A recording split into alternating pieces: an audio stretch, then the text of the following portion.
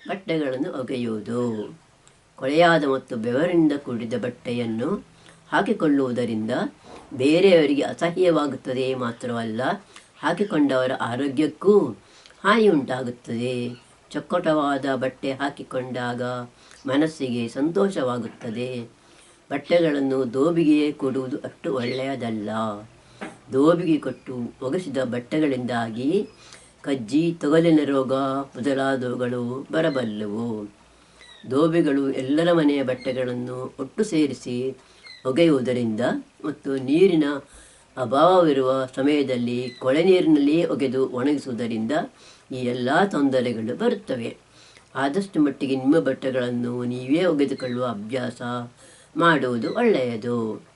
ಬಟ್ಟೆಯನ್ನು ತುಂಬ ಕೊಳೆಯಾಗುವ ತನಕ ಇರಿಸಿದರಾದರೆ ಆಮೇಲೆ ಒಗೆಯಲು ತುಂಬ ಕಷ್ಟವಾಗುತ್ತದೆ ಮತ್ತು ಕೊಳೆ ಹೋಗಬೇಕೆಂದು ಹೆಚ್ಚು ತಿಕ್ಕುವುದರಿಂದ ಬಟ್ಟೆ ಹೆಚ್ಚು ದಿವಸ ಬಾಳಿಕೆ ಬರುವುದಿಲ್ಲ, ಬೇಗನೆ ಹರಿದು ಹೋಗುತ್ತದೆ. ಹಾಗಾಗಿ ಬಟ್ಟೆಯನ್ನು ಸ್ವಲ್ಪ ಕೊಳೆಯಾದೊಡನೆ ಒಗೆಯುವುದು ಒಳ್ಳೆಯದು. ಬೆವರಿನಿಂದ ಒದ್ದೆಯಾದ ಬಟ್ಟೆಯನ್ನು ಕೂಡಲೇ ಒಗೆಯಲು ಹಾಕುವುದು ಒಳ್ಳೆಯದು. ಅದನ್ನು ಹಾಗೆಯೇ ಒಣಗಲು ಬಿಟ್ಟರೆ ಆ ಜಾಗದಲ್ಲಿ ಹಳದಿ ಬಣ್ಣದ ಕಲೆಯಾಗುತ್ತದೆ.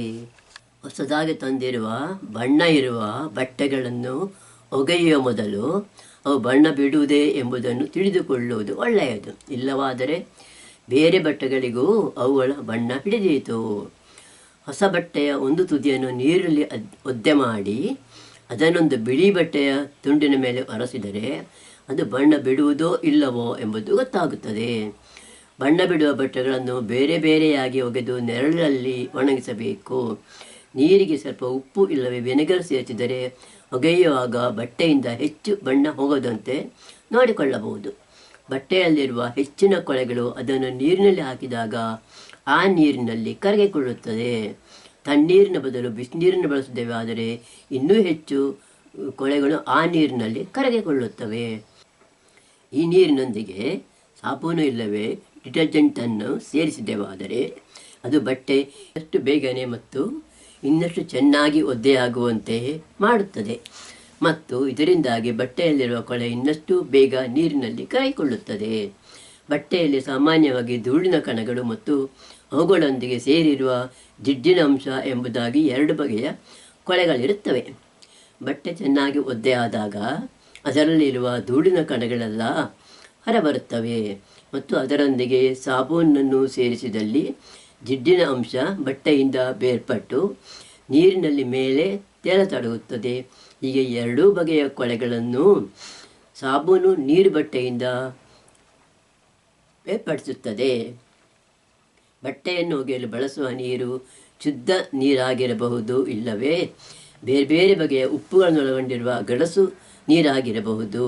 ಮುಖ್ಯವಾಗಿ 2 ಬಗೆಯ ಉಪ್ಪುಗಳು ಇಂತಹ ನೀರಿನಲ್ಲಿ ಕರಗಿಕೊಂಡಿರುತ್ತವೆ. ಕ್ಯಾಲ್ಸಿಯಂ ಇಲ್ಲವೇ ಮೆಗ್ನೀಷಿಯಂ ಬೈಕಾರ್ಬನೇಟ್ ಎಂಬ ಉಪ್ಪುಗಳನ್ನು ಒಳಗೊಂಡಿರುವವು ಮತ್ತು ಇವೇ ವಸ್ತುಗಳ ಸಲ್ಫೇಟ್ ಉಪ್ಪುಗಳನ್ನು ಒಳಗೊಂಡಿರುವವು ಎಂಬುದಾಗಿ 2 ಬಗೆಯ ಗಡಸು ನೀರುಗಳಿರುತ್ತವೆ. ಇವುಗಳಲ್ಲಿ ಮೊದಲನೇ ಬಗೆಯ ಗಡಸು ನೀರನ್ನು ಕುದಿಸಿದಾಗ ಅವುಗಳಲ್ಲಿರುವ ಉಪ್ಪುಗಳು ನೀರಿನಿಂದ ಬೇರ್ಪಟ್ಟು ನೀರು ತಿಳಿಯಾಗುತ್ತದೆ. ಆದರೆ 2ನೇ ಬಗೆಯ ಸಲ್ಫೇಟ್ ಉಪ್ಪುಗಳಿರುವ ಗಡಸು ನೀರನ್ನು ಈ ರೀತಿ ತಿಳಿಗೊಳಿಸಲು ಬರುವುದಿಲ್ಲ. ಅದರಲ್ಲಿರುವ ಗಡಸುತನವನ್ನು ಹೋಗಲಾಡಿಸಲು ಅದಕ್ಕೆ ಸೋಡಾ ಹಾಕಿ 1 ಗಂಟೆ ಇರಿಸಬೇಕು, ಇಲ್ಲವೇ ಬಿಸಿ ಮಾಡಬೇಕು. ಗಡಸು ನೀರನ್ನು ಹಾಗೆಯೇ ಬಟ್ಟೆಯನ್ನು ಒಗೆಯಲು ಬಳಸಿದರಾದರೆ ಅದಕ್ಕೆ ಸಾಬೂನು ಹಾಕಿದಾಗ ಸರಿಯಾಗಿ ನೊರೆ ಬರುವುದಿಲ್ಲ ಮತ್ತು ಒಂದು ಹಳದಿ ಬಣ್ಣದ ವಸ್ತು ತಯಾರಾಗಿ ಅದು ಬಟ್ಟೆಗೆ ಅಂಟಿಕೊಳ್ಳುತ್ತದೆ. ನೀರಿನಲ್ಲಿ ಬಟ್ಟೆಗಳನ್ನು ಒಗೆಯಲು ನಾವು ಸಾಬೂನು ಮತ್ತು ಡಿಟರ್ಜೆಂಟ್ ಎಂಬುದಾಗಿ 2 ಬಗೆಯ ವಸ್ತುಗಳನ್ನು ಬಳಸುತ್ತೇವೆ. ಇವುಗಳಲ್ಲಿ ಸಾಬೂನನ್ನು ಯಾವುದಾದರೂ ಎಣ್ಣೆ ಇಲ್ಲವೇ ಜಿಡ್ಡಿಗೆ ಕಾಸ್ಟಿಕ್ ಸೋಡಾ ಇಲ್ಲವೇ ಕಾಸ್ಟಿಕ್ ಪೊಟ್ಯಾಷನ್ನು ಸೇರಿಸಿ ತಯಾರಿಸಲಾಗುತ್ತದೆ.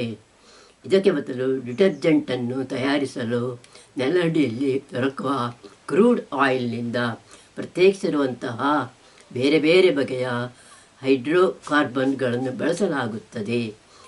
ಕೆಲವು ವಿಷಯಗಳಲ್ಲಿ ಇವು ಬಟ್ಟೆಗಳನ್ನು ಒಗೆಯುವಲ್ಲಿ ಸಾಬೂನಿಗಿಂತ ಒಳ್ಳೆಯವೆಂದು ಕಂಡುಬಂದಿದೆ. ಉದಾಹರಣೆಗೆ ಗಡಸು ನೀರಿನಲ್ಲಿ ಡಿಟರ್ಜೆಂಟ್ಗಳನ್ನು ಬಳಸಿದಾಗ, ಸಾಬೂನನ್ನು ಬಳಸಿದಾಗ ಆಗುವಂತೆ ಹಳದಿ ಬಣ್ಣದ ವಸ್ತು ಹೊರಬರುವುದಿಲ್ಲ. ಇದಲ್ಲದೆ ಒಗೆಯಲು ಬೇಕಾಗುವ ಸಾಬೂನಿನ ಅರ್ಧದಷ್ಟು ಪ್ರಮಾಣದಲ್ಲಿ ಡಿಟರ್ಜೆಂಟ್ ಬಳಸಿದರೆ ಸಾಕಾಗುತ್ತದೆ. ಬಟ್ಟೆಗೆ ಅಂಟಿಕೊಂಡಿರುವ ಡಿಟರ್ಜೆಂಟನ್ನು ಸುಲಭವಾಗಿ ತೆಗೆಯಲು ಬರುತ್ತದೆ. ಆದುದರಿಂದ ನೀರಿನ ಉಳಿತಾಯವೂ ಇದೆ. ಇದಲ್ಲದೆ ಡಿಟರ್ಜೆಂಟನ್ನು ತಯಾರಿಸುವಾಗ ಬಟ್ಟೆಯನ್ನು ಬಿಳಿ ಮಾಡುವ, ಅದಕ್ಕೆ ನೀಲಿ ಬಣ್ಣ ಕೊಡುವ ಮತ್ತು ಸುವಾಸನೆಯನ್ನು ಕೊಡುವ ಬೇರೆ ಕೆಲವು ದ್ರವ್ಯಗಳನ್ನು ಅದರೊಂದಿಗೆ ಸೇರಿಸಲು ಬರುತ್ತದೆ.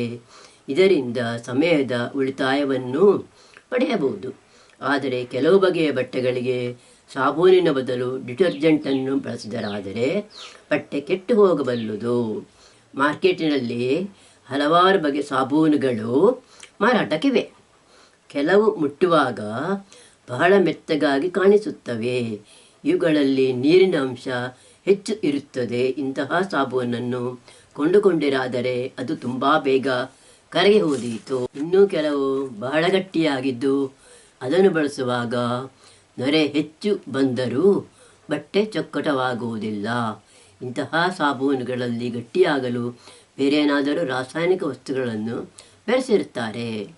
ಕ್ಷಾರ ಹೆಚ್ಚಿರುವ ಸಾಬೂನಿನಲ್ಲಿ ಬಿಳಿಯಾದ ಹರಳುಗಳು ಕಾಣಿಸಿಕೊಳ್ಳುತ್ತವೆ. ಇವನ್ನು ರೇಷ್ಮೆ, ಉಣ್ಣೆ ಮೊದಲಾದ ಬಟ್ಟೆಗಳನ್ನು ಒಗೆಯಲು ಬಳಸಿದರೆ ಅವು ಕೆಟ್ಟು ಹೋದವು. ಬೇರೆ ಬೇರೆ ವಸ್ತುಗಳಿಂದ ಮಾಡಿದ ಬಟ್ಟೆಗಳನ್ನು ಒಗೆಯಲು ಬೇರೆ ಬೇರೆ ಬಗೆಯ ವಿಧಾನಗಳನ್ನು ಮತ್ತು ಜಾಗ್ರತೆಗಳನ್ನು ಅನುಸರಿಸಬೇಕಾಗುತ್ತದೆ.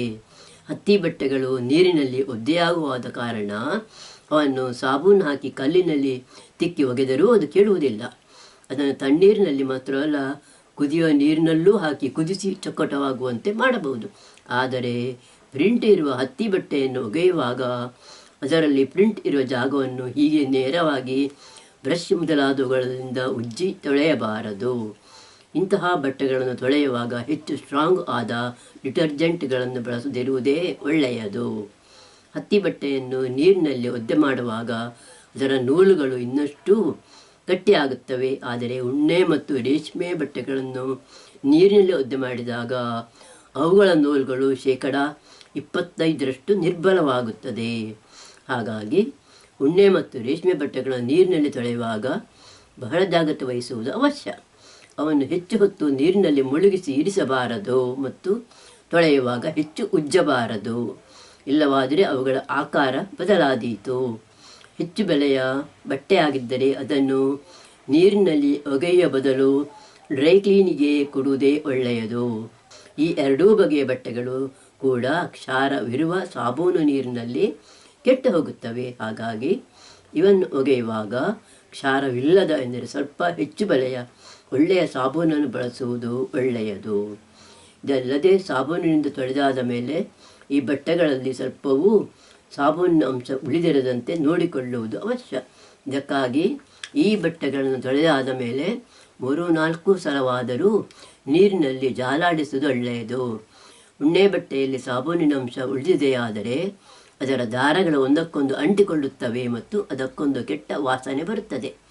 ಬಿಳಿ ಉಣ್ಣೆ ಹಳದಿ ಬಣ್ಣಕ್ಕೆ ತಿರುಗುತ್ತದೆ. ಉಣ್ಣೆ ಬಟ್ಟೆಯನ್ನು ಚೊಕ್ಕಟಗೊಳಿಸಲು ನೀರಿಗೆ 1 ಟೀ ಚಮಚೆಯಷ್ಟು ಗ್ಲಿಸರಿನ್ ಹಾಕಿರಿ. ಇದು ಬಟ್ಟೆಯನ್ನು ಮೆದುವಾಗಿಸುತ್ತದೆ ಮತ್ತು ಅದು ಹಿಗ್ಗುವ ಇಲ್ಲವೇ ಕುಗ್ಗುವ ತೊಂದರೆಯನ್ನು ತಪ್ಪಿಸುತ್ತದೆ. ಬಿಳಿ ಉಣ್ಣೆ ಬಟ್ಟೆ ಮಾಸಲು ಹಳದಿ ಬಣ್ಣಕ್ಕೆ ತಿರುಗುದೆಯಾದರೆ ಅದನ್ನು ಬೋರಾಕ್ಸ್ ಪುಡಿ ಬೆರೆಸಿದ ನೀರಿನಲ್ಲಿ ಅದ್ದಿ ತೆಗೆದು ಒಣಗಿಸಿದರೆ ಹಳದಿ ಬಣ್ಣ ಹೋಗುತ್ತದೆ. ಉಣ್ಣೆ ಮತ್ತು ರೇಷ್ಮೆ ಬಟ್ಟೆ ಇವೆರಡಕ್ಕೂ ಬ್ಲೀಚಿಂಗ್ ಪೌಡರನ್ನು ಬಳಸಬಾರದು. ರಯಾನ್ ಬಟ್ಟೆ ನೀರಿನಲ್ಲಿ ಒದ್ದೆಯಾದಾಗ 50% ನಿರ್ಬಲವಾಗುವುದರಿಂದ ಅದನ್ನು ತೊಳೆಯುವಾಗ ಇನ್ನಷ್ಟು ಜಾಗ್ರತೆ ವಹಿಸಿಕೊಳ್ಳುವುದು ಅವಶ್ಯ. ಕ್ಷಾರವಿರುವ ಸಾಬೂನನ್ನು ಬಳಸಿದಾಗ ರಯಾನ್ ಬಟ್ಟೆಯ ಹೊಳಪು ಹೋಗುತ್ತದೆ. ನೈಲಾನ್ ಬಟ್ಟೆಯು ಒದ್ದೆಯಾದಾಗ ಸ್ವಲ್ಪ ಮಟ್ಟಿಗೆ ನಿರ್ಬಲವಾಗುತ್ತದೆ. ಈ ವಿಷಯದಲ್ಲಿ ಪಾಲಿಯೆಸ್ಟರು ನೈಲಾನ್ಗಿಂತ ಒಳ್ಳೆಯದು. ಆದರೆ ಹೆಚ್ಚು ಬಿಸಿ ಇರುವ ನೀರಿನಲ್ಲಿ ಈ ಬಟ್ಟೆಗಳು ಕೆಟ್ಟು ಹೋಗಬಹುದು. ನೈಲಾನ್ ಬಟ್ಟೆಗಳು ಹೆಚ್ಚು ಹುಳಿ ಇಲ್ಲವೇ ಆ್ಯಸಿಡ್ ಇರುವ ನೀರಿನಲ್ಲಿಯೂ ಕೆಟ್ಟು ಹೋಗಬಹುದು.